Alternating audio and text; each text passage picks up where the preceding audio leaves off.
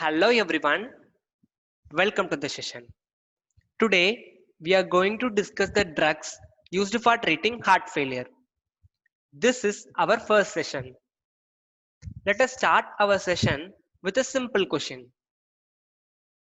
What is the leading cause of death in India? What is the leading cause of death in India?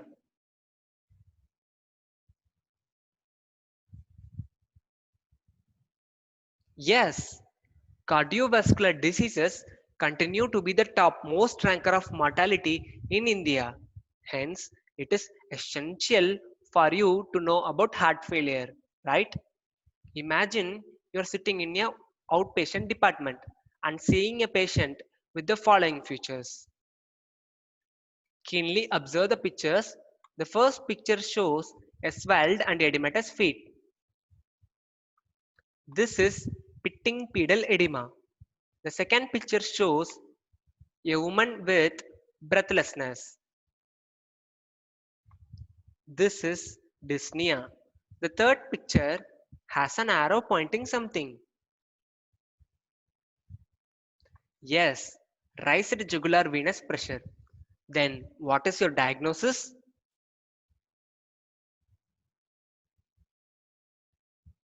Yes, these are all the most common clinical features of heart failure. Imagine you're palpating the abdomen of a patient. You are palpating, going on palpating into the right upper quadrant of the abdomen, and the patient says, "Ah, yes." Tender hepatomegaly is also a common clinical feature of congestive cardiac failure. Now, the contents of today's session are pathophysiology of heart failure, classification of drugs, cardiac glycosides in detail, non-pharmacological measures, and at last we will be having a question session. The pathophysiology of heart failure is increased workload to the heart and reduced contraction of the heart, which is going to decrease the cardiac output. Let me tell you an example here. Imagine you're riding a bike and you're going triples, okay? Your bike is going to slow down than its normal speed, right? Similarly, when the heart is having increased workload, it is going to decrease the cardiac output. On the other hand, imagine your bike is running out of fuel. Yes, it is going to slow down and eventually it may stop also, right? Similarly, when the myocardial calcium stores are low, there is a reduction in contraction of the heart and hence the cardiac output is decreased. Now, remember, heart failure is not a single disease entity.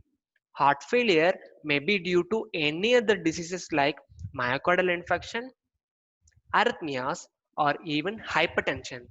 The basic change in heart failure is decreased cardiac output.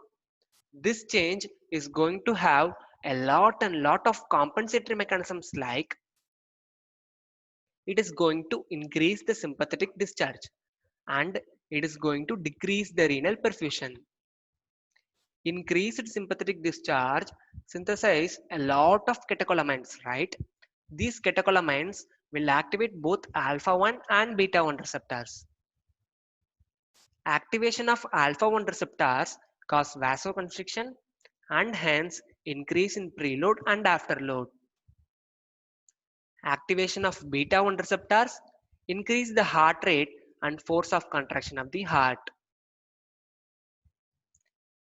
On the other hand, decrease in renal perfusion increases the renin release and hence the renin angiotensin aldosterone system gets activated. Hence, there is a lot of angiotensin 2 and aldosterone, the effects of which are increased preload and afterload and edema.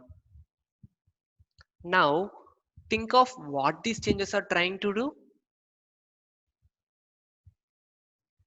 These changes are trying to stimulate the failing heart, right? The heart is already failing, but you are giving it more and more load, right? It will further worsen the condition, right? Hence, these responses are maladaptive responses because they are causing chronic stimulation of the failing heart, right? Hence, these responses are maladaptive responses. These responses will lead to a lot and lot of synthesis of catecholamines and angiotensin 2, and hence there are going to be a lot of changes in your heart like hypertrophy, fibrosis, arrhythmias, or even cell death. These changes due to the effects of catecholamines and angiotensin 2 are called cardiac remodeling changes. Our main aim is to prevent this cardiac remodeling. Okay. Now, the therapeutic targets in this flowchart are, of course, you can use the drugs which are going to increase the cardiac output. That is, drugs with positive inotropic effects.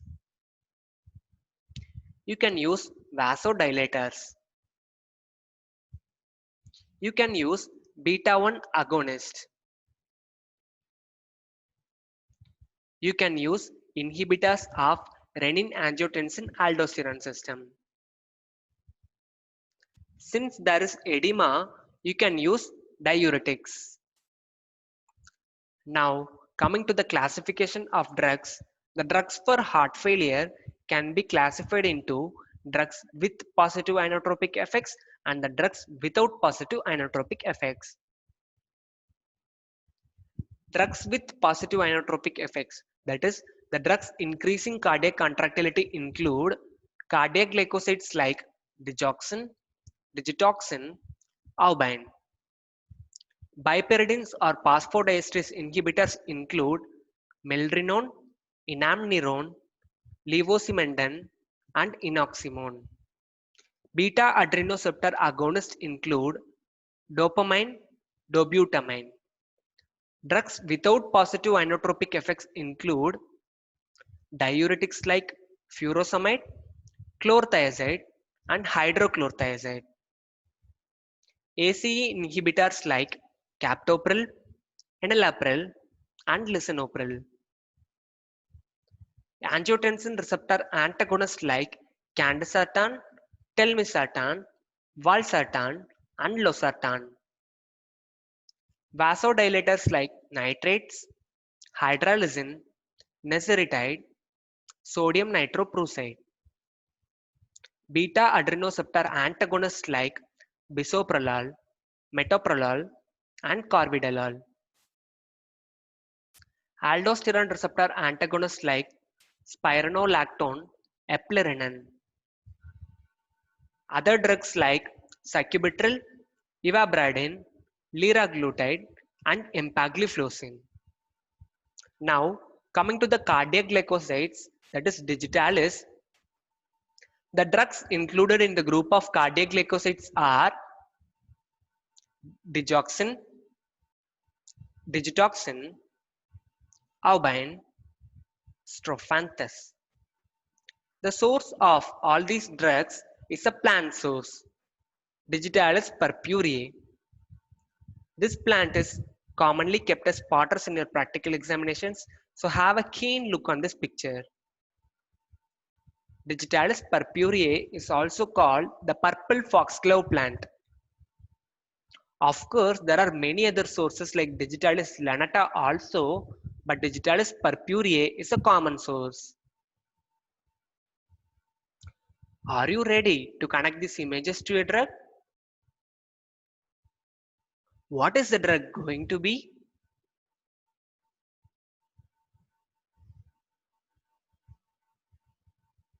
Yes, digoxin. We'll focus on digoxin in this session because it is the most commonly administered drug among the group of cardiac glycosides.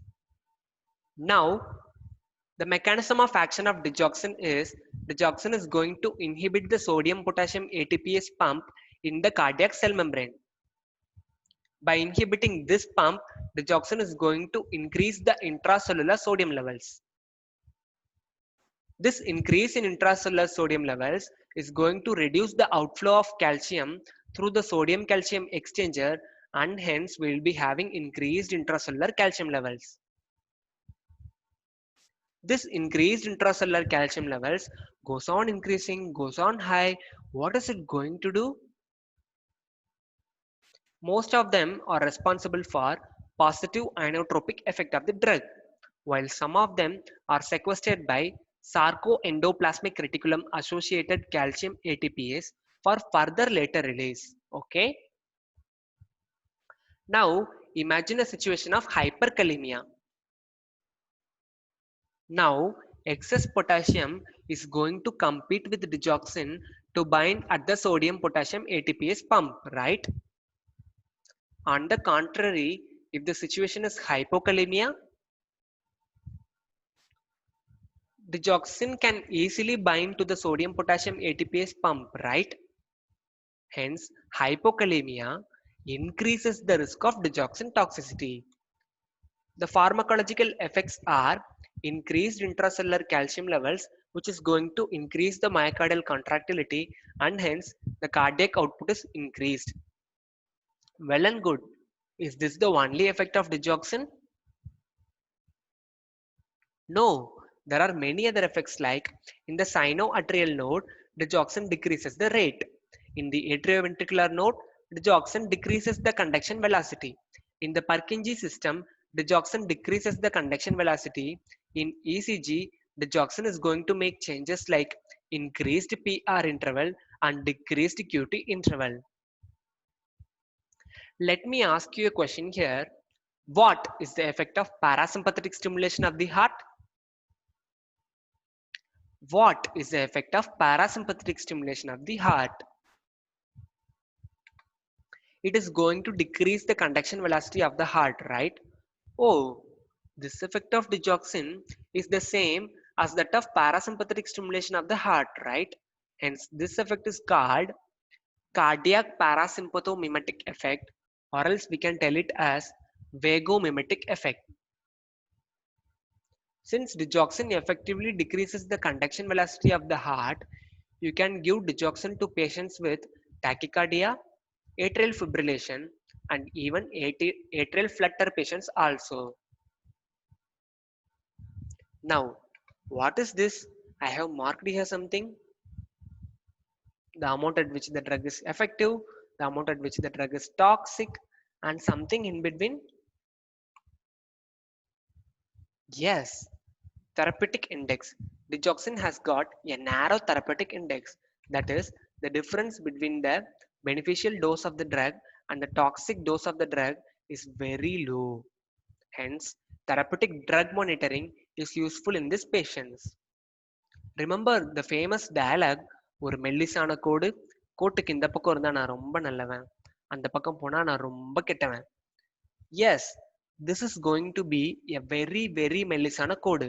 Hence, digoxin has got a narrow therapeutic index. The pharmacokinetic properties of digoxin are about 65 to 80% of the digoxin is absorbed orally. Digoxin is going to be excreted renally, hence dose adjustments are needed in patients with renal failure. The half-life of digoxin is 36 to 40 hours. Quite long, right? Hence this drug has got cumulative accumulation in the body and hence can increase the risk of digoxin toxicity.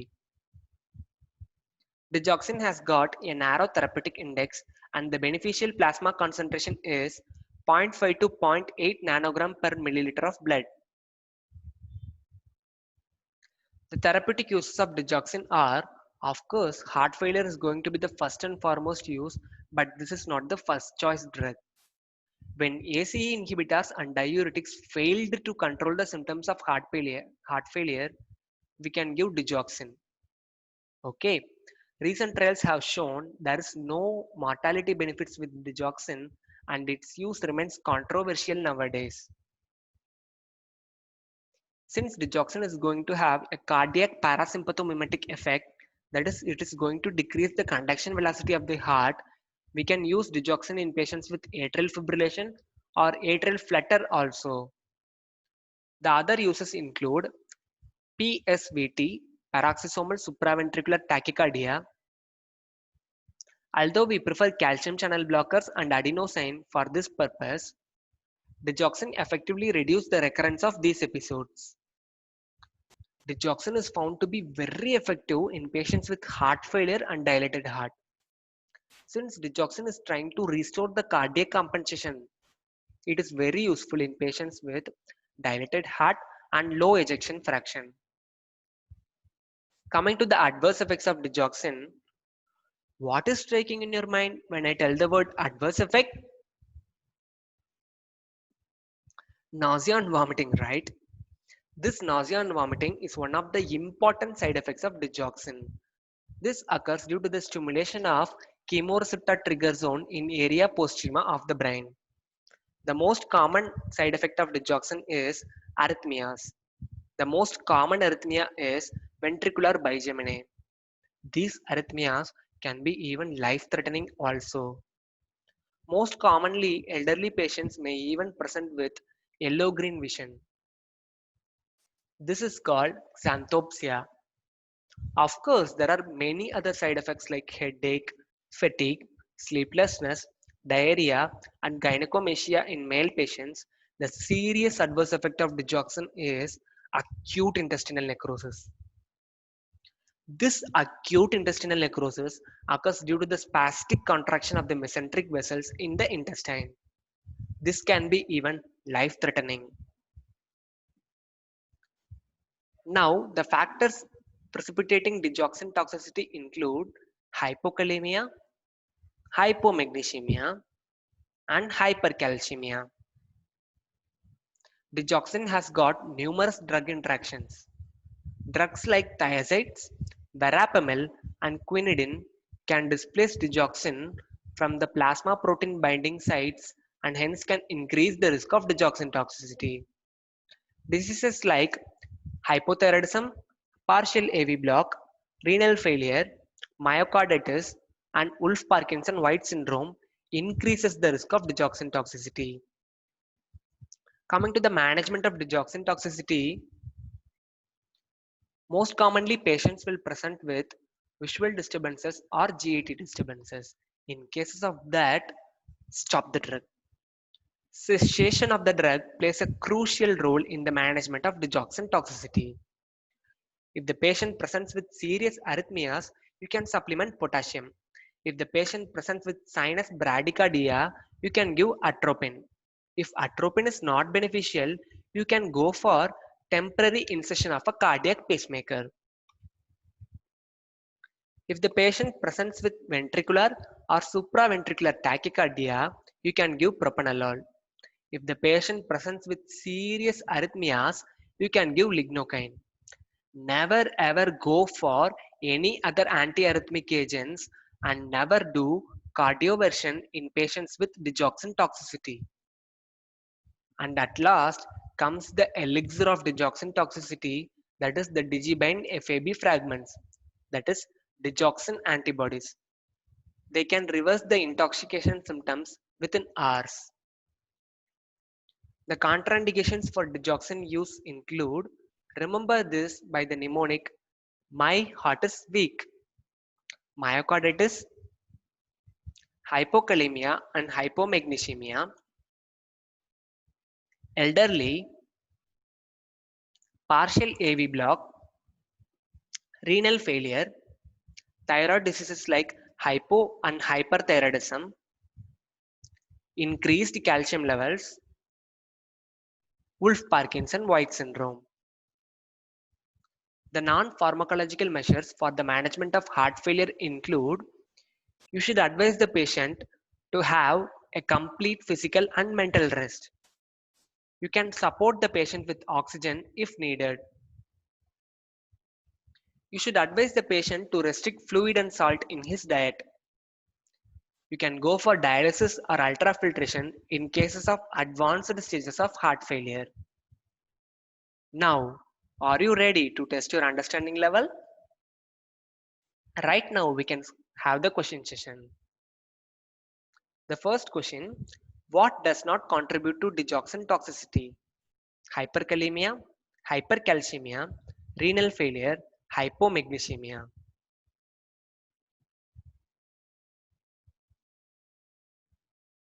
Yes, hyperkalemia does not contribute to digoxin toxicity, right? Hypokalemia increases the risk of digoxin toxicity. The second question, a patient diagnosed as having heart failure is prescribed digoxin. How many days will you advise him to take tablets? All 7 days in a week, 2 days in a week, 5 days in a week, only 1 day in a week. Remember, the half-life of digoxin is 36 to 40 hours.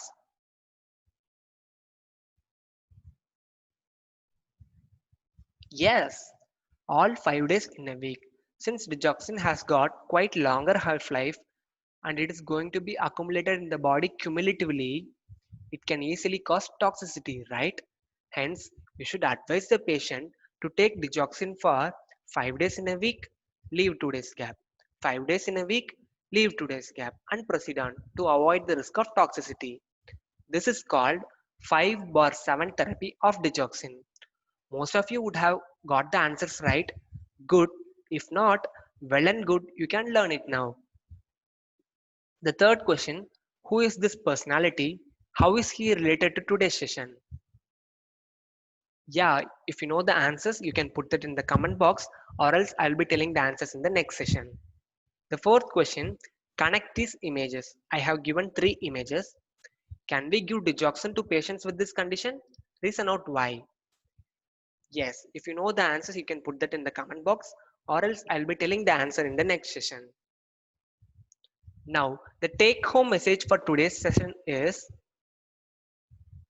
digoxin has got renal excretion, hence dose adjustments are needed in patients with renal failure. Digoxin is having narrow therapeutic index, hence therapeutic drug monitoring is useful. The most common adverse effects of digoxin are vomiting and arrhythmia. The mechanism of action of digoxin is sodium potassium ATPase inhibitor. Now, digoxin has taught us a life's lesson. Can anyone guess that? Too much of anything is good for nothing. Why this happens to me? Why it's always me? Yeah, I'm always unlucky. This should not have happened to me.